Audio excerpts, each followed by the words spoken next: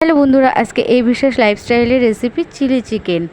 তার জন্য আমার লাগবে মাংস, যেটাকে আমি ধুয়ে রেখেছিলাম, টমেটো, পেঁয়াজ, আদা, রসুন, ক্যাপসিকাম, ডিম, সয়া সস, ভিনিগার, কর্নফ্লাওয়ার। এবার আমি ধুয়ে রাখা মাংসটির মধ্যে একটি ডিম, লবণ, লঙ্কার গুঁড়ো, সয়া সস, কর্নফ্লাওয়ার দিয়ে ভালো করে এটিকে মাখিয়ে নেব। আর দুটি উপাদানের কথা তো আমি বলতে ভুলেই গেছি, যেটি হলো আদা কুচি আর রসুন কুচি, যেটা আমি প্রথমেই দিয়েছিলাম। এবার এটিকে পুরোটাকে আমি ভালো করে মাখাবো। মাখিয়ে আমি আধ ঘন্টা 1 ঘন্টার জন্য ম্যারিনেট করতে রেখে দেবো। বন্ধুরা, আমাদের বাড়িতে দুটো বাচ্চা আছে। ওরা তো আজকে যেই শুনেছে চিলি চিকেন হবে, এত খুশি হয়েছে, কারণ চিলি চিকেনটা একটু ঝাল কম হয় তো খেতে খুব পছন্দ করে। তোমাদের বাড়ির বাচ্চারা কীরকম খায় আমাকে জানিও। এই আমার ম্যারিনেট করা হয়ে গেছে। এবার আমি কড়াইতে তেল দিয়ে দিলাম, সাদা তেল দিয়ে মাংসের টুকরোগুলোকে ভালো করে ভেজে নেব। ভাজার সময় যখন মাংসের টুকরোটা কড়াইতে দেবে তখন কিন্তু ভালো করে ছাড়িয়ে নেবে, কারণ কর্নফ্লাওয়ার দেওয়া থাকে তো অনেক সময় লেগে যাওয়ার ভয় থাকে। তাই তোমরা ভালো করে চামচ হোক হাত হোক ভালো করে ছাড়িয়ে তারপরে দেবে।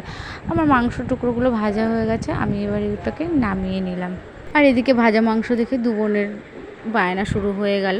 যাই হোক, আমি এদিকে কড়াইতে তেল বসিয়ে দিয়েছি। তেল চলে এসে এর মধ্যে আমি আদা কুচি, রসুন কুচি দিয়ে দেবো, দিয়ে ভালো করে নাড়বো।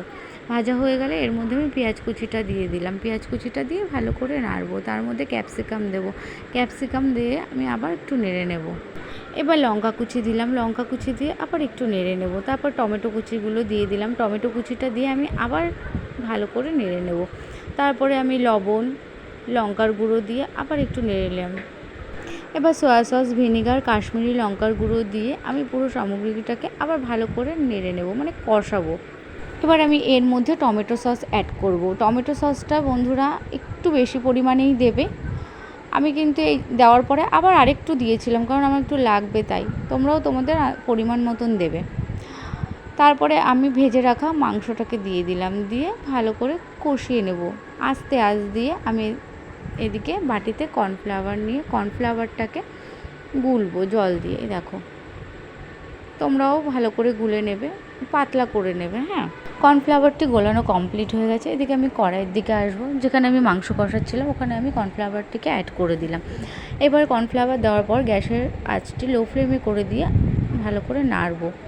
তারপর এর মধ্যে কষানো কমপ্লিট হয়ে গেলে জল অ্যাড করব। খুব সামান্য পরিমাণে জল দেব। জলটা ফুটে আসা পর্যন্ত আমি অপেক্ষা করব। আমার ডিশটি যদি তোমাদের ভালো লেগে থাকে তবে অবশ্যই আমাদের চ্যানেলটিকে সাবস্ক্রাইব, লাইক করে দিও বন্ধুরা। আমার ডিশটি কমপ্লিট।